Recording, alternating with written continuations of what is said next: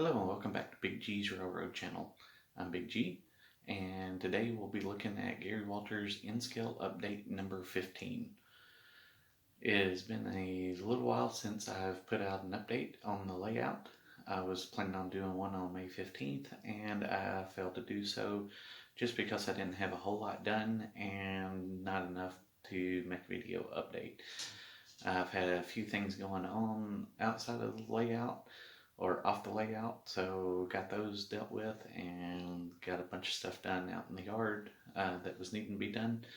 Got back into the layout room last week and started putting out a lot of stuff and got a lot of work done. So we're going to take a look at that today, and hopefully within the next 2 weeks I'm planning on putting out a major layout update, and it will have a temporary golden spike ceremony. So without further ado, let's take a look at the layout. Alright, welcome back, and as you all know, I do have the peninsula completed. We do have the backdrop up, and last time that I had you guys, we had done some work up here and went around with the backdrop all the way around the layout. I've got all the track that was installed there still in place. Not done any scenery work there. Did some layout wiring under the layout. Of course, I've still got my access panels and got to incorporate them into the scenery. Then we went in and we had the yard started last time. And I didn't have a whole lot of the yard completed. This time I actually have quite a bit more done in the yard. It is not completed, but I went ahead and laid out some of my engines. Actually, I laid out all the engines, all 16 of them that I have. I've got all my CSX ones over here on this side of the yard.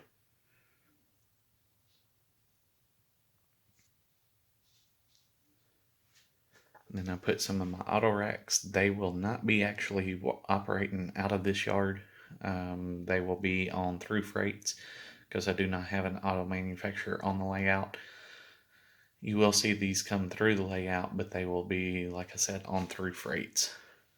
As of right now, I'm planning on my yard office being right over here somewhere in this general area. The lower lines will go into a tunnel, and they will go under the yard and come out on the other side of the yard. Now I do have to finish the last main line over here where that Burlington Northern auto rack is. It will go up. There'll be a switch that'll come off there. That switch will come around the corner and actually go into the car shops back there. As of right now, I'm planning on only 2 of those bays actually being used. The first one here, the middle one, and then I'm thinking this one will be a truck bay. I'm not 100% on that just yet. I may wind up putting all 3 of them, but this is actually where I've decided to put my car shops at.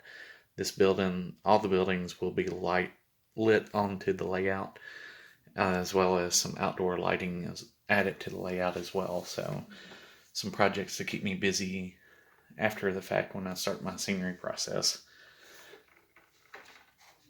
Now, I do have the engine shop on the other side. It is a 2-bay engine stall or engine shop. I'm planning on the inspection pits being right there. Another one on this side, and then have the fueling and sanding and water all up on this side. That is how I've got it designed right now. It may change just a little bit. As you can see, the tracks aren't installed yet, so we'll see how that goes. But on this side of the layout, or on this side of the yard I should say, I have the rest of my engines laid out.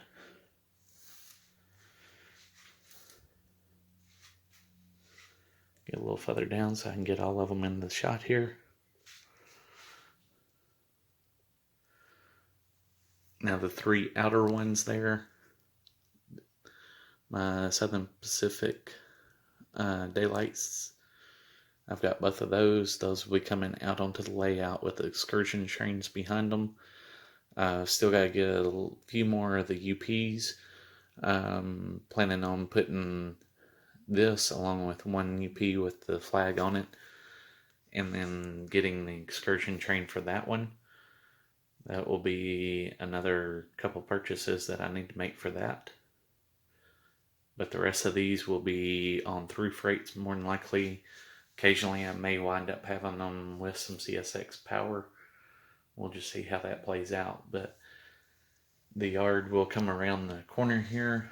The excursion trains that I've got parked here will be the main line. Then we'll have one more main line on the inside. And then you'll have 1, 2, 3, and 4 yard tracks here. They'll come down to this yard ladder, and then they will join back up from here back onto the main line. So that is something that I did work on in the last month or so. But in the last week, I have went from this place here where the switch is. I've installed some new foam. As you can tell up underneath, the lower main lines run underneath in the tunnel. Got all that painted black, top, everything, as well as the backdrop back here.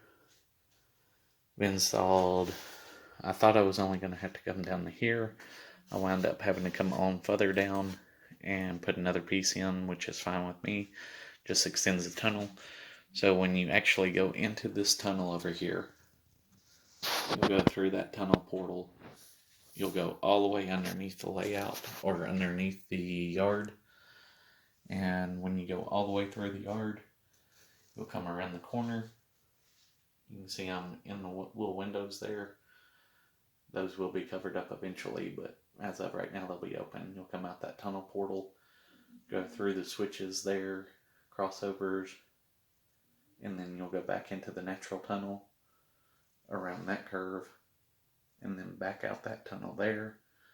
You'll either go into the auto reverse loop, or you'll come up this double main line here. The auto reverse loop is on the lower line. The main line comes up here. You'll come through this section here on the main line. At this point, you're flattened out, or your train's flattened out. And then once you get around this side of D&G Hardware, you'll start another climb up to the bridge there. Once you reach that bridge, you are at the highest level on the layout.